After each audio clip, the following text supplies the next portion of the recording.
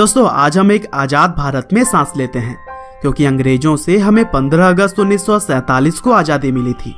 और दोस्तों देश को आज़ाद कराने के लिए ना जाने कितने ही लोगों ने अपना जीवन तक न्यौछावर कर दिया था।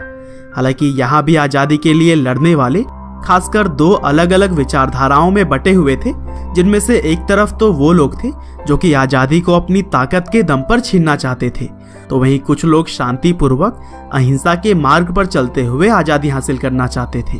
और दोस्तों इन्हीं अहिंसकवादी लोगों में से एक थे राष्ट्रपिता कहे जाने वाले मोहनदास करमचंद गांधी, जिन्हें कि हम सभी आमतौर पर महात्मा गांधी के नाम से जानते हैं। और दोस्तों गांधी जी भारतीय इतिहास के वह व्यक्ति हैं जिन्होंने देश हित के लिए अंतिम सांस तक लड़ाई की है, और उन्हीं की तरह ही हजारों वीरों की वजह से हमारा देश 1947 में आजाद हो सका था। तो दोस्तों आज के इस वीडियो में हम भारत के सबसे लोकप्रिय लोगों में से एक महात्मा गांधी के जीवन के बारे में जानेंगे कि किस तरह से आखिर अहिंसा के मार्ग पर चलने वाले गांधी जी ने अंग्रेजी हुकूमत को हिलाकर रख दिया था। तो दोस्तों इस कहानी की शुरुआत होती है 2 अक्टूबर 1869 से, जब गुजरात के पोरबंदर शहर में महात्मा गांधी जी का जन्म हुआ। उनके पिता का नाम करमचंद गांधी और मां का नाम पुतलीबाई था।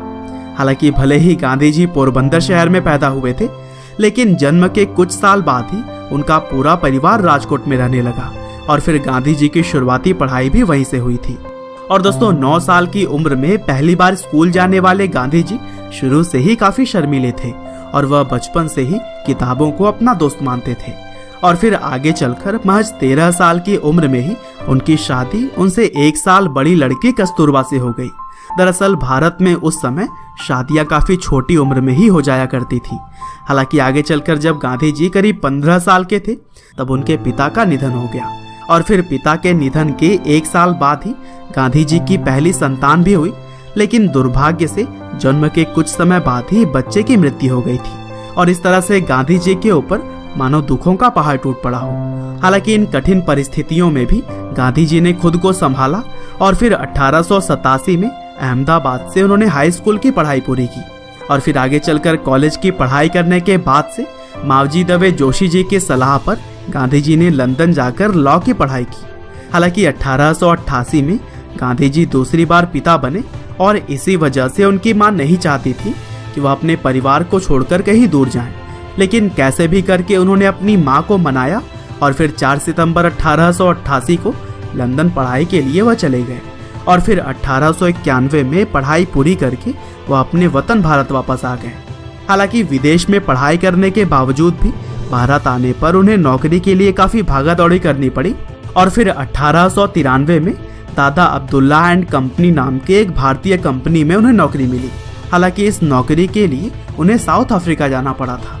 और दोस्तों साउथ अफ्रीका में बिताए गए साल गांधी जी के जीवन के सबसे कठिन समय में से एक था, क्योंकि वहां पर उन्हें भेदभाव का काफी सामना करना पड़ा। हालांकि इन्हीं भेदभाव ने ही उन्हें इतना सक्षम बना दिया कि वह लड़ने के लिए पूरी तरह से तैयार रहते थे।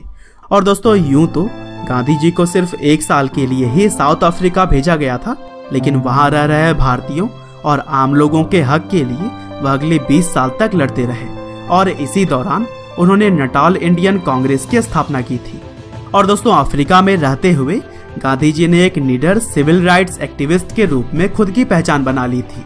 और फिर गोपाल कृष्ण गोखले, जो कि इंडियन नेशनल कांग्रेस के एक सीनियर लीडर थे, उन्होंने गांधी जी से भारत वापस आकर अपने देश को आजाद करवाने के लिए लोगों की मदद करने की बात कही। और फिर इस तरह से 1915 में गांधी जी भारत वापस आ गए, और फिर यहाँ आकर उन्होंने इंडियन नेशनल कांग्रेस ज्वाइन करके भारत की आज़ादी में अपना सहयोग शुरू कर दिया।